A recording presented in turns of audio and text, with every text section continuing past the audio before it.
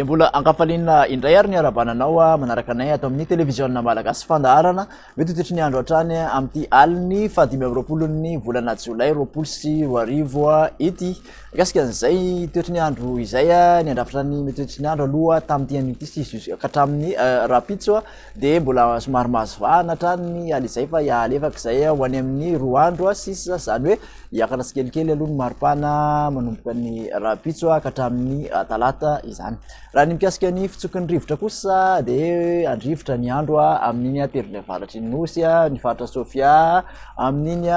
inana sinana Facebook sy ny faritra alaotra iny ary mahazo ny faritra Analamanga. Horesantsika manokana ihany koa mikasika ny any Andranomasina satria dia ny ao amin'ny morontsiraka anelanelan'ny Cap d'Ambre sy Manoro aloha dia somary ahery ny onjan-dranomasina ka hatramin'ny alatsinainy maraina mbola misy ihany koa ny rivotra mahery amin'ny morontsiraka avaratra tsinanany nosy iny ka hatramin'ny rapitso maraina. Ny faritra sisa aloha tsy dia misy atahorana. Hojerentsika avy hatrany ary ny toetry ny andro ho an'ny rapitso maraina dia tahantsika fa anorana aloha zany amin'iny faritra Sava sy ny Analanjirofo iny torak'izany koa mbola ahitana orana malefaka ny amin'iny Toamasina sy ny faritra Alaotra Mangoro iny. Andrahoana ny ilana sanany afovoantany manontolo izay mety hananerika ihany ny vao maraina ahitana izay orana izay ihany koa tapany avaratry ny Vatovavy fitovinany fa any amin'ny faritra sisa dia omaina tanteraka.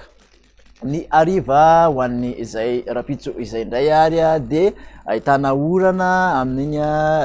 Diana Sava ny ilana tsinanany faritra Sofia mahazo ny Analanjirofo sy tapany avaratry ny faritra Tsinanana. Andrahoana hatrany aloha ny ilana tsinanany afovoantany somary andrahoana mety arahanerika ihany koa ny faritra Alaotra Mangoro sy ny faritra Tsinanana fa dia omaina tanteraka any amin'ny faritra sisa. Mikasika ny vinany maripana ho an'izay rapitso izay indray ary dia manodidididina ny 8 ka hatramin'ny 10 eo ny ambany indrindra aty amin'ny ampovoantany ary 9 ka hatramin'ny 20 ny ambony indrindra izay marihana fa efa niakatra izany maripana izany ary aty amin'ny morontsiraka Tsinanana kosa dia manodidina ny 15 ka hatramin'ny 20 ny ambany indrindra 12 ka hatramin'ny 19 ny ambony indrindra morontsiraka andrefana moa dia 12 ka hatramin'ny 17 ny ambany indrindra raha toa ka 19 ka hatramin'ny 30 ny maripana ambony indrindra raika amin'ny 30 degré no ambony indrindra na manerana nosy dia any Mahajanga aloha no ahitana izay ary ho an'ny rapitso manokana.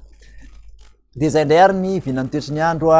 natolotra anao tamin'ity an'io ty mba kasitraka anao nanaraka izany hatramin'ny farany manasanao manaraka indray veloma to.